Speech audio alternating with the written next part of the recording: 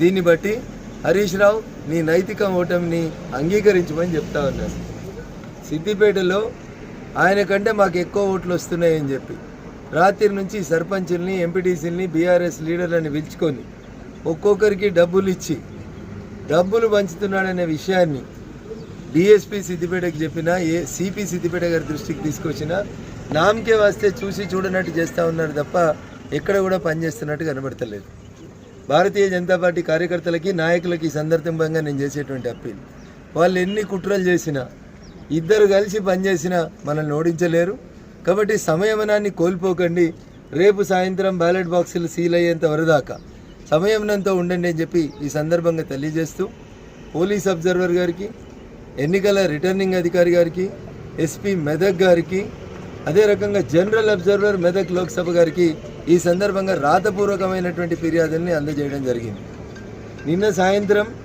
నిన్న రాత్రి పెద్ద శివనూరు చిన్న శివనూరు మధ్యలో ఉన్న ఒక ఫామ్ హౌస్లో బీఆర్ఎస్ నాయకులు 15 కార్లల్లో ఒక్కొక్క బూత్ నెంబర్తో సహా రాసి ఏ బూత్లో ఎన్ని డబ్బులు పంచాలనేటువంటి వెహికల్స్ అక్కడ సమావేశమైనాయని మేము SI Chegunta, SI Narsingi, CI Ramayampet, DSP Toopran, చివరికి వీళ్ళెవరూ రాకపోతే రాత్రి 10 గంటలకు ఎస్పీ మెదక్ కూడా చెప్తే 2 గంటలు ఆలస్యంగా వచ్చి దొంగలు పడ్డ 6 నెలల తర్వాత కుక్కలు మరిగినట్టు అన్ని కార్లు వెళ్ళిపోయినాక ఒక్క కారు రోడ్డు మీద ఆపి దాంట్లో 88,40,000 దొరికినాయని చెప్తున్నారు.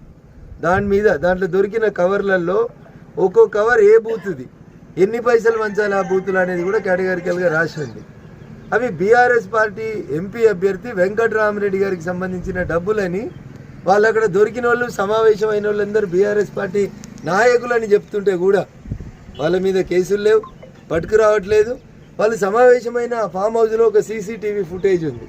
ఆ సీసీటీవీ ఫుటేజ్ని తీసుకొచ్చి ఆ 15 కార్లు ఎవరి ఆ కారు నెంబర్లను చూసి వాళ్ళందరినీ తీసుకురమ్మంటే నిన్న రాత్రి 10కి మొదలైతే యుద్ధం తెల్లవారుజామున 3:30 దాకా మేమంతా మేల్కతోటి ఉండి విషయాన్ని నిమిషానికి పోలీసు ఉన్నతాధికారులకు కూడా చెప్తా ఉంటే ఇప్పటిదాకా సీసీటీవీ ఫుటేజ్ రాదు, అక్కడికి వచ్చిన కార్లను పట్టుకురాదు. దీన్ని బట్టి ఏమర్థమవుతా ఉంది, బీఆర్ఎస్ నాయకులు డబ్బు పంచుతారు, కాంగ్రెస్ ప్రభుత్వం అధికారంలో ఉంటుంది, పోలీసు యంత్రాంగం చూసి చూడనట్టు వ్యవహరిస్తూ ఉంటుంది. This is what is happening in Medak parliament. అందుకని విఘ్నులైన మా మెదక్ పార్లమెంట్ నియోజకవర్గ ప్రజల దృష్టికి ఈ విషయాలను తీసుకురావడంతో పాటు రాష్ట్ర ఎన్నికల సంఘం, భారత ఎన్నికల సంఘం దృష్టికి ఈ విషయాన్ని తీసుకొచ్చే ఒక ఉద్దేశంతో ఈ ప్రయత్నాన్ని మేము అధికారులందరూ కూడా రాతపూర్వకం కంప్లైంట్ ఇచ్చాం, రిసీవ్డ్ కాపీ చేసుకున్నాం. మేము మా మీడియా మిత్రులతో కూడా సవినయంగా చేసేటువంటి అప్పీల్ ఒకటే, ఎక్కడికక్కడ ఈ డబ్బులు పంపిణీ కార్యక్రమాన్ని మీరు కూడా దయించి 4th ఎస్టేట్గా అడ్డుకోవాలని మీకు అందరు కూడా సవినయంగా అప్పీల్ చేస్తా ఉన్నాను. జై హింద్, జై భారత్.